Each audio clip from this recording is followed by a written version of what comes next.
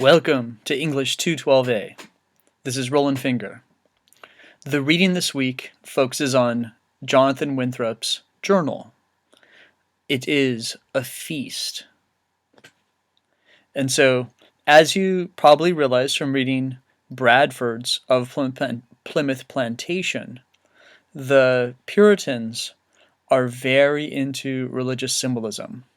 If we look at this little section of Winthrop's journal, the little subheading here is Overcoming Satan, we can see this bent toward symbolism. A mouse had a little fight with a snake, and then Pastor Wilson interpreted this to have major significance for the Puritans. Many little things that go on in the lives of Puritans receive this bigger interpretation. They constantly feel that God is watching them, looking at them, thinking about them, and giving them signs. And so that comes up in that little section.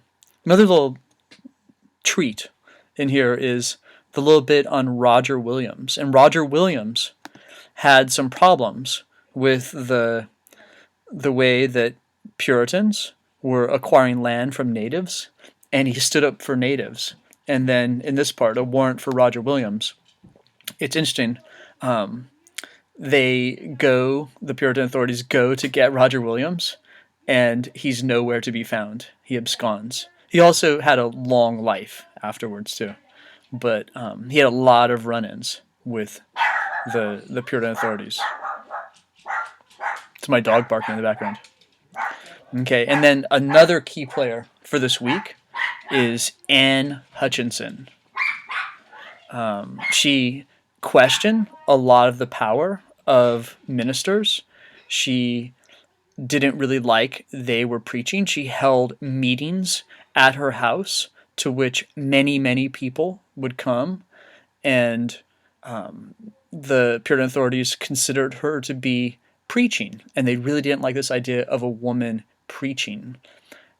She was outside of the authority of any official church.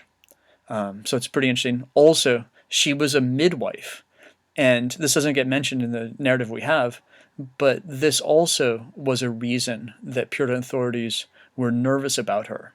They saw this as a way for her to get to women, to become popular, and to influence people. And so she generated a lot of controversy and was eventually banished and excommunicated.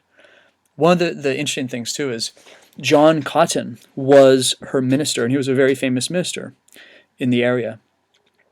And he had a very close relationship with her. She came over to New England primarily to follow John Cotton. And so he also got entangled in the controversy, but then also pulled himself out. A lot of people think that he kind of sold her out, separated himself from her to save himself. And that may have been the case. At the end of this, we have Winthrop's speech to the general court. He got into a little bit of trouble with some people who were holding an election. He and some other deputies intervened, and this is the result of that.